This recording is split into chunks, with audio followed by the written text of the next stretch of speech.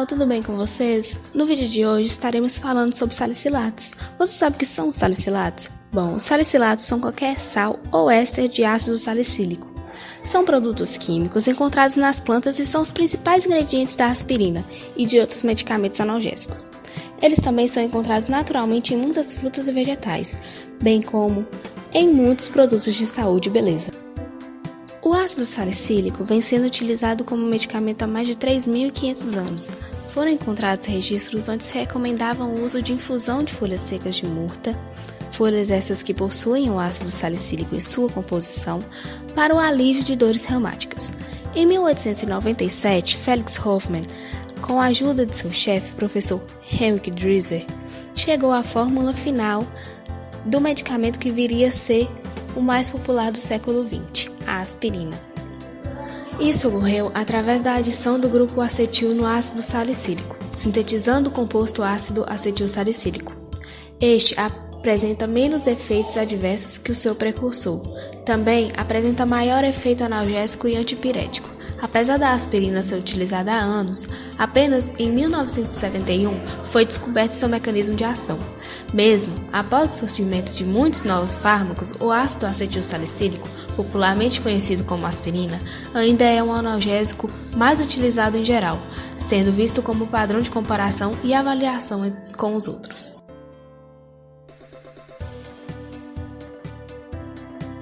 Na caracterização química, o ácido salicílico demonstrou ser um composto irritante que pode ser usado apenas externamente.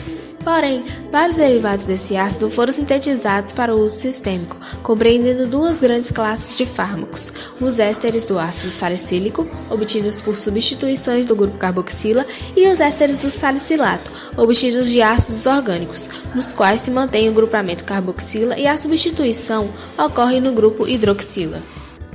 O ácido acetilsalicílico, por exemplo, é um éster do ácido acético. Os salicilatos exercem sua ação farmacológica em virtude do seu conteúdo de ácido salicílico, embora efeitos particulares do ácido acetilsalicílico sejam atribuídos à sua capacidade de acetilar proteínas. As moléculas presentes nos grupos carboxila e hidroxila na posição orto do anel aromático constituem importantes sítios para a ação dos salicilatos.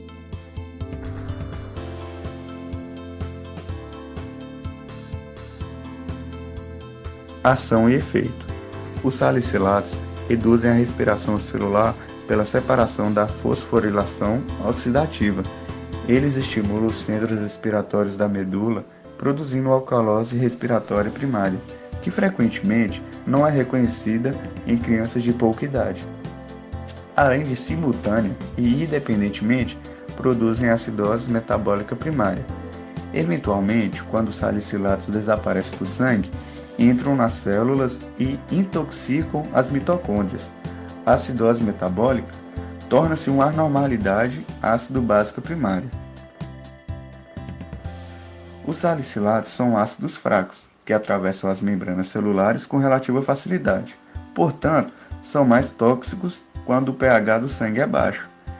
Desidratação, hipertermia e ingestão crônica aumentam a toxicidade dos salicilatos, por resultar em sua maior distribuição para os tecidos.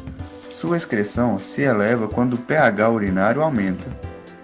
Agora que sabemos o que são os salicilatos e sua estrutura, e como ocorre a sua ação e efeito, vamos falar sobre as interações medicamentosas. Os salicilatos em doses terapêuticas aumentam o consumo de oxigênio e a produção de CO2, principalmente na musculatura estriada esquelética. Ocorrem efeitos respiratórios que resultam no desacoplamento da fosforilação oxidativa, envolvida no processo metabólico de síntese de ATP, a partir da energia liberada pelo transporte de elétrons nas mitocôndrias. Este processo depende da energia livre resultante do transporte de elétrons, sendo armazenada na forma de gradientes de íons hidrogênio, assim como apresenta a participação de uma enzima transportadora, denominada ATP sintase. A maior produção de CO2 estimula a atividade respiratória, com o aumento da profundidade do ciclo respiratório e leve taquipneia. O aumento na ventilação participa do equilíbrio da pressão de CO2 do plasma. Com isso, é provocado alterações definidas do equilíbrio hidroeletrolítico e ácido básico, pois as compensações dos eventos iniciais resultantes da alcalose respiratória, marcada pelo aumento da perda de CO2 no processo de respiração, são obtidas pelo aumento da excreção renal de bicarbonato, acompanhadas de maior excreção de íons de sódio e de potássio.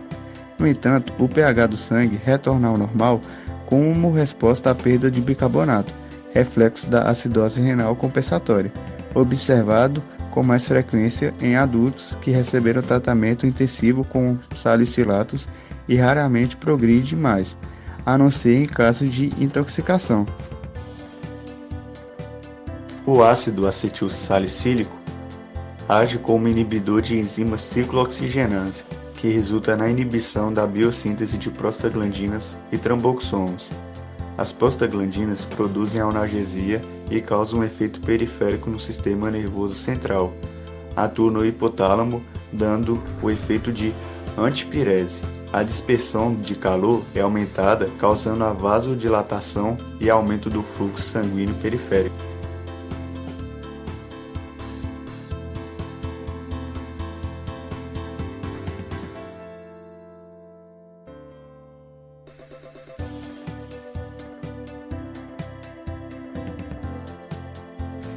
Indicação de uso.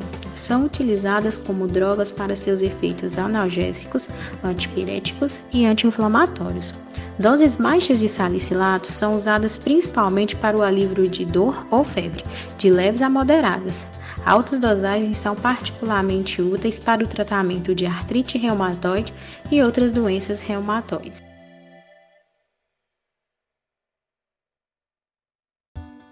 Grupo medicamentoso. O ácido acetilsalicílico pertence ao grupo de fármacos anti-inflamatórios não esteroidais, com propriedades analgésicas, antipiréticas e anti-inflamatórias. Entre os medicamentos à base de salicilatos estão inclusos ácido acetilsalicílico, salicilato de colina, salicilato de sódio e salicilato de bismuto.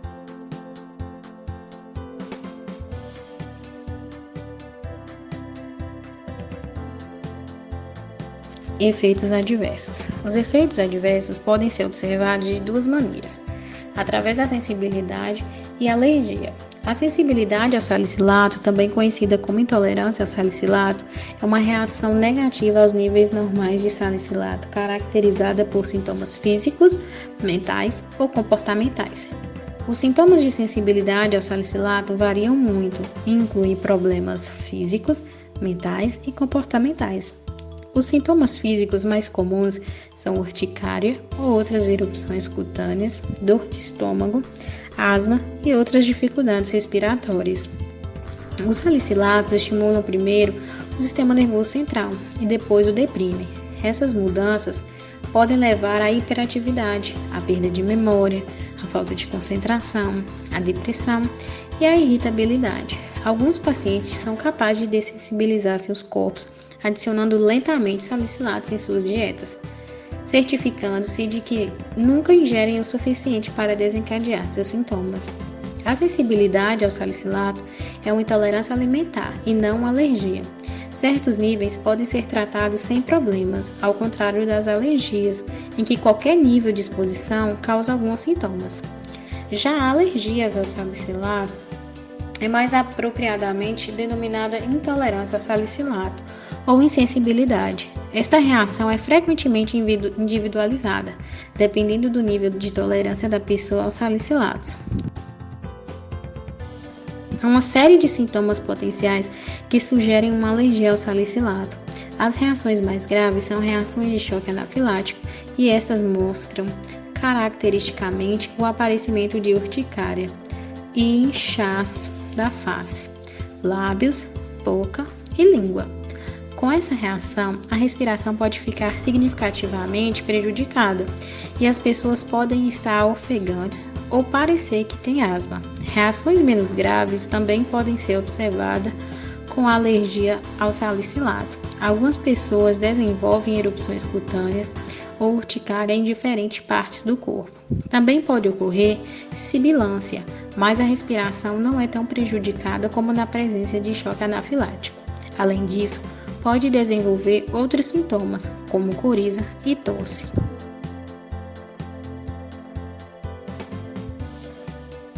Posologia. Aspirina. Adultos, 1 a 2 comprimidos, se necessário repetir a cada 4 a 8 horas. Não se deve tomar mais de 8 comprimidos por dia. Crianças a partir de 12 anos, 1 comprimido, se necessário repetir a cada 4 a 8 horas. Não se deve administrar mais de 3 comprimidos por dia. A aspirina deve ser preferencialmente administrada após as refeições com bastante líquido e não deve ser administrada por mais de 3 a 5 dias sem consultar seu médico ou cirurgião dentista. Salicilato de colina, Bulcagel. Usando o dedo ou um aplicador, aplicar uma quantidade de gel do tamanho aproximado de uma ervilha na área dolorosa, massageando suavemente. Repetir a aplicação de 3 em 3 horas, antes das refeições e a hora de deitar. A duração máxima do tratamento é de 7 dias consecutivos e não deve ser aplicado em crianças.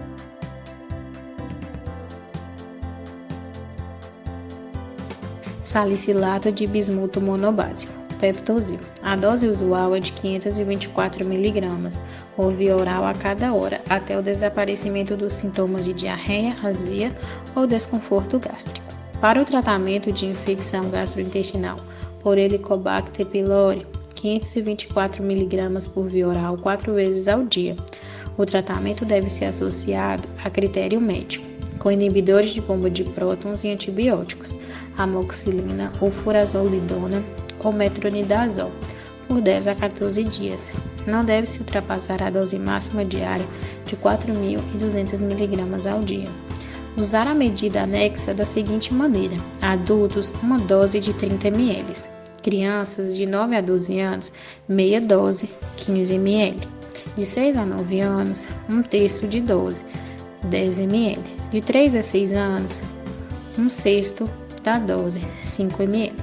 Para crianças com menos de 3 anos, deve-se consultar o médico. Repetir a dose citada acima a cada meia ou 1 hora. Se necessário, até o máximo 8 doses por dia. Deve-se agitar bem antes de usar. Salicilato de sódio. Plumeria lancifolia mais salicilato de sódio mais passifloralata mais Citrus aurantium L.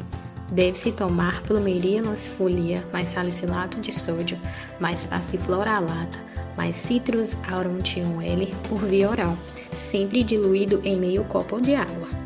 Nas irregularidades do fluxo menstrual, iniciando o tratamento 15 dias após o término da menstruação, e nas perturbações na menopausa, tomar um copo medido 2 vezes ao dia, a cada 12 horas, durante 7 dias. Nos casos de cólicas menstruais, tomar durante a menstruação um copo medido 3 vezes ao dia, a cada 8 horas. Nos casos de inflamações e hemorragias uterinas, tomar um copo medido 4 vezes ao dia, a cada 6 horas, até o alívio dos sintomas. Então, pessoal, chegou a hora de finalizar a nossa apresentação. Mas antes, vamos recapitular o que vimos. Com base no que foi dito ao decorrer do trabalho, podemos concluir que os salicilatos são usados geralmente em doses baixas para o alívio de dor ou febre moderada, e particularmente em altas dosagens para o tratamento de algumas doenças reumatoides. A ação e o efeito dos salicilatos reduzem a respiração pela separação da fosforilação oxidativa. A interação medicamentosa ocorre quando os salicilatos em doses terapêuticas aumentam o consumo de oxigênio e a produção de CO2, principalmente na musculatura estriada esquelética. Quanto à sua indicação de uso, são utilizados como drogas para seus efeitos analgésicos, antipiréticos e anti-inflamatórios. Apesar de seus efeitos benéficos, podemos observar alguns efeitos adversos, como a acessibilidade, que varia muito e inclui problemas físicos, mentais e comportamentais, ou a alergia aos salicilatos, que é frequentemente individualizada, dependendo do nível de tolerância da pessoa aos salicilatos. Outros efeitos se dão através da má manipulação dos medicamentos.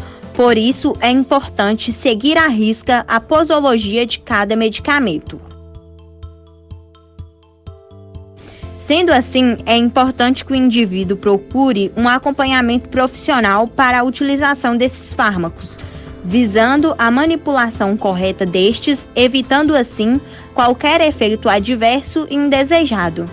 Esperamos que tenham gostado do vídeo. Essa foi a nossa apresentação.